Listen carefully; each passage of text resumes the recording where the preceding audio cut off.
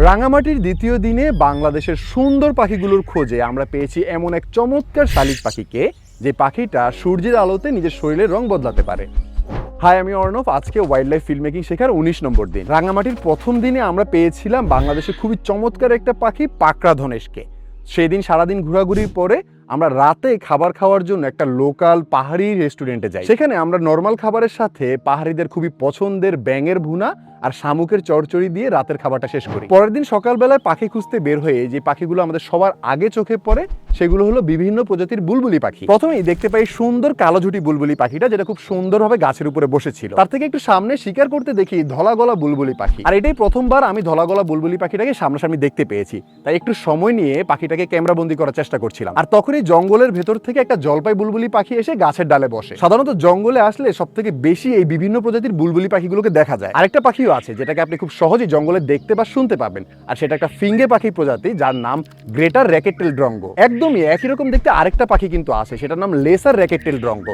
Greater র্যাকেটটেল আর laser র্যাকেটটেলের ভিতরে পার্থক্য হলো আকারে লেসার র্যাকেটটেল অনেক ছোট হয় এবং ওদের মাথার ঝুঁটিও ছোট হয়। কিন্তু সব থেকে বড় ব্যাপার হলো এই লেসার র্যাকেটটেল ড্রঙ্গোগুলোকে একটু কম দেখা যায়, আর দেখা গেলেও বড় র্যাকেটটেল থেকে ছোট র্যাকেটটেল গুলোকে পার্থক্য করা দূর থেকে একটু কঠিন। পাখি খুঁজতে খুঁজতে সকাল থেকে দুপুর হয়ে গিয়েছে। আমরা অনেক পাখি খুঁজে পাচ্ছিলাম, বাট আমরা ক্যামেরা বন্দি করতে পারছিলাম না। ক্লান্ত হয়ে আমরা একটা ছোট্ট পাহাড়ি দোকানে বিশ্রাম নিচ্ছিলাম। ঠিক তখনই আমাদের সামনে এসে বসে আমাদের দেশের পরিযায়ী এক সুন্দর শিকারী পাখি, আর এই পাখিটার নাম ব্ল্যাক বাজা। মাঝারি আকৃতির এই শিকারী পাখির শরীরে রয়েছে কালো আর সাদা রঙের পালক, আর মাথায় রয়েছে খুব চমৎকার একটা ঝুঁটি। সাধারণত সকাল আর বিকালে পাখি একটু বেশি দেখা যায়, দুপুরে একটু কম পাখি দেখা যায়, অথবা দেখা গেলেও ওরা জঙ্গলের ভিতরের দিকে থাকে। কিন্তু কিছু কিছু পাখি দুপুর বেলায় শিকার করতে বেশি পছন্দ করে। তার ভিতরে উল্লেখযোগ্য হলো এই পাহাড়ি নীলকান্ত বা ডলার বার্ড।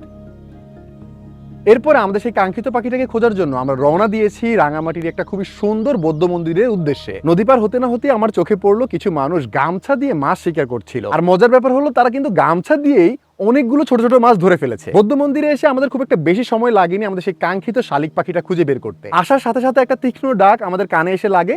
উপরে তাকাতে না তাকাতেই দেখলাম এক জোড়া শালিক গাছের উপরে বসে আছে। এই শালিক পাখিটার নাম এশিয়ান গ্লসি স্টার্লিং, যাকে বাংলায় এশীয় তেল শালিক বলে।